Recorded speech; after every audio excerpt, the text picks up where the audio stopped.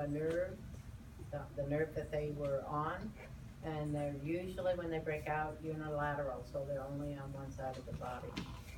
And you have pain, tingling, itching that may precede the rash by days or weeks. Now, I had it on my finger, and I was scratching my finger, and that, there was some bumps, and then all of a sudden I noticed those bumps were aligned.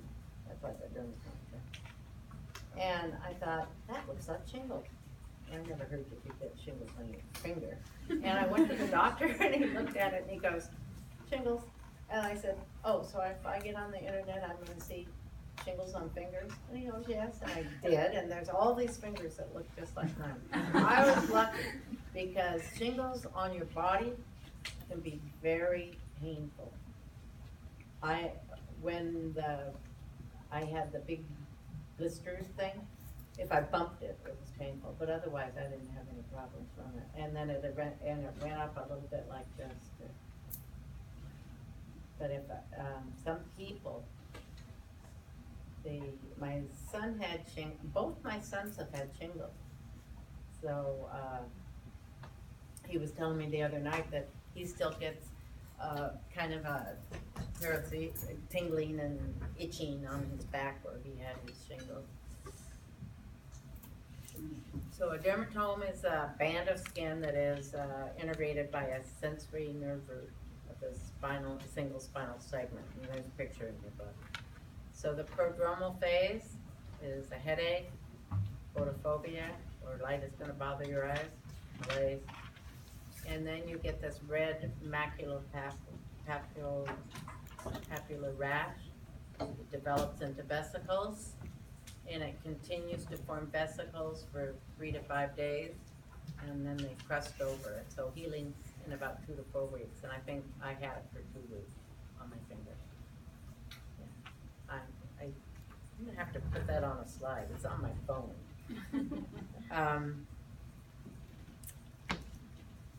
Anyway, a lot of people, my mother had it, my sister had it, my 2 sons have had it, so a lot of people get it.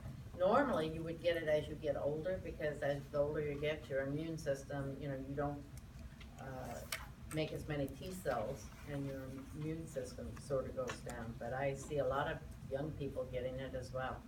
Trauma also can cause it to come down the nerve too.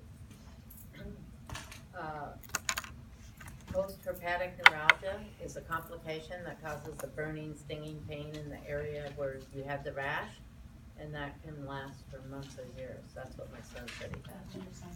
Yeah, that's what he says. People that haven't had chicken pox can get chicken pox if they're exposed to somebody that has an active case of shingles, the same virus. You usually don't get shingles more than once. And in patients that are immunocompromised, there's a 17% mortality rate. Those are showing you the different dermatome patterns. See that it goes from, it's unilateral, one side of the body, and it goes from one spinal segment out and wraps around to the front. And then some people get them on their shoulder, and you can get them on your face as well. So here's a very young person that has shingles, and you can see that pattern that he has coming down here is that one that is up. My sister-in-law got that eye pattern. She said it was right here from the eyes. Yeah, I think it's more serious if you have it on your face. You don't want it in your eye. She didn't get it in her eye, did she? Excuse me? She didn't actually have it in her eye. No, she had it like on the eyelid, like on it. Oh. Here's another, this is showing that dermatome level with the shingle pattern on it. And here again is somebody, that's what my son must have had on his back like that. That you can treat it with acyclovir, but you need to take it at the very beginning. Herpes simplex is a DNA virus. Herpes simplex 1 is transmitted or through oral and respiratory routes. You get the lesions or cold sores or fever blisters, and they're on the edges of your lip. They remain latent in the trigeminal nerve ganglia, one of your cranial nerves, and they can come out. You see people that get these outbreaks of fever blisters, and they have it in the same place, and they have it, usually I see it in, I just saw somebody with it, maybe this time of year when you have flu and things like that. So it can be triggered by UV light, and the emotional upsets and hormonal changes. Herpes virus 2 is transmitted by sexual contact, and that one causes genital herpes.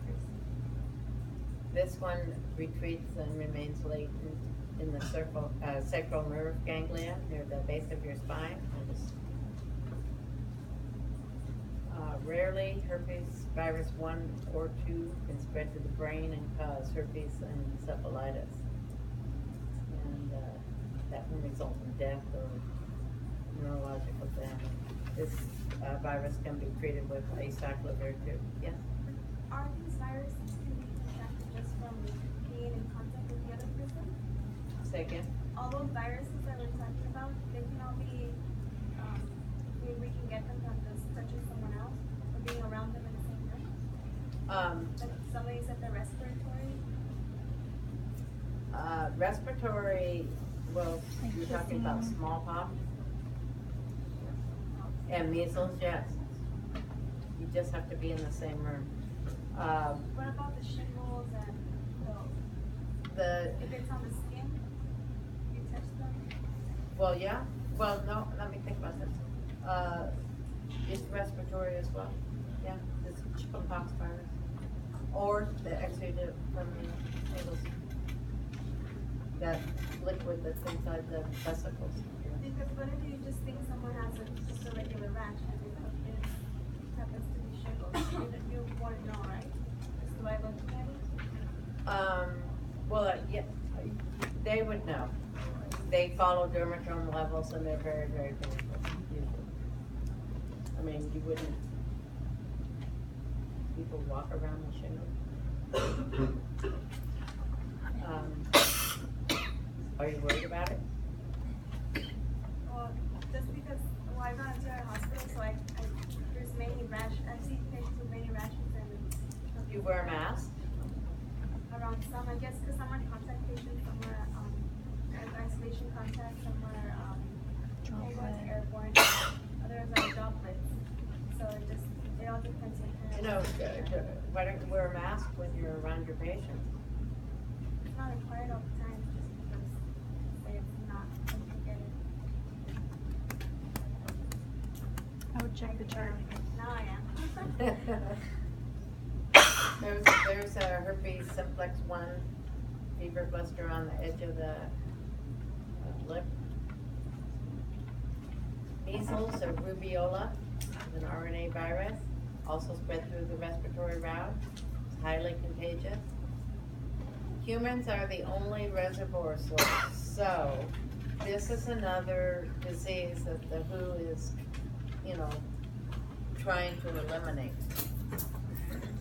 Incubation period of 10 to 12 days, and then you develop symptoms like you have a cold. A macular rash appears on the face and spreads to the trunk and extremities.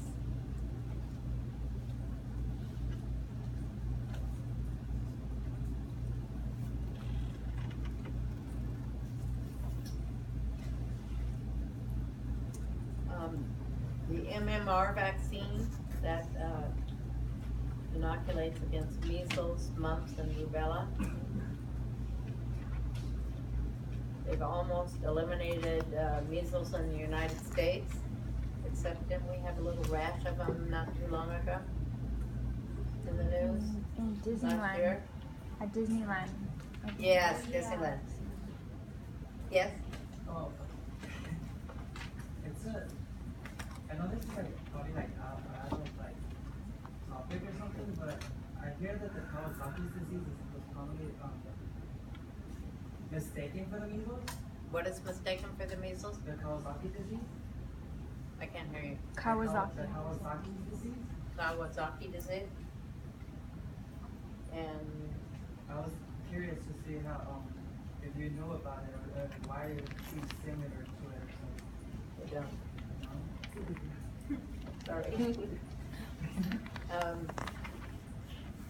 So anyway, we've almost eliminated measles in the United States, but it's still around, and then we get these little outbreaks like what they had. And, but there are now less than 200,000 deaths a year worldwide from measles.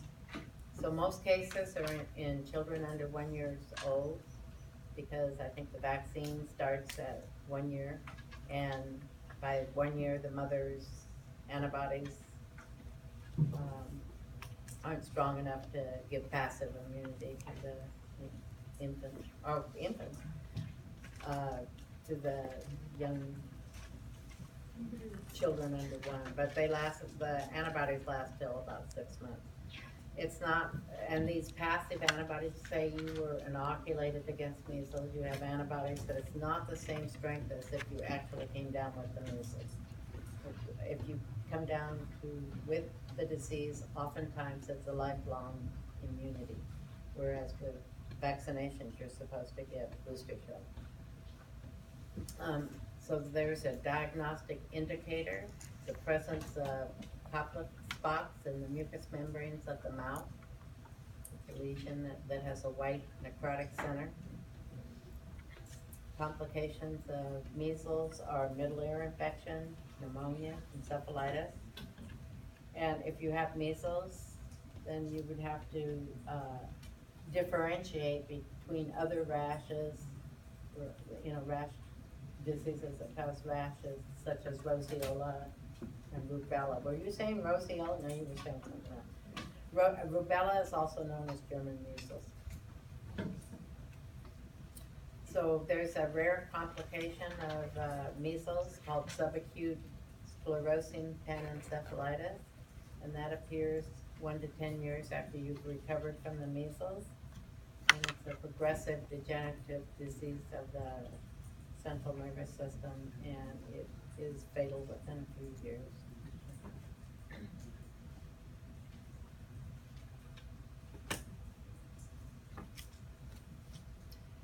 I don't know if you can see that, but there are white spots there. Those are the Koplik spots from measles. Another picture. Rubella, or German measles, also called the 3-day measles. The virus is the rubella virus, it's an RNA virus. And it's a milder viral disease than rubiola or measles. Transmission is by the respiratory route or secretions. And incubation period is 2 to 3 weeks.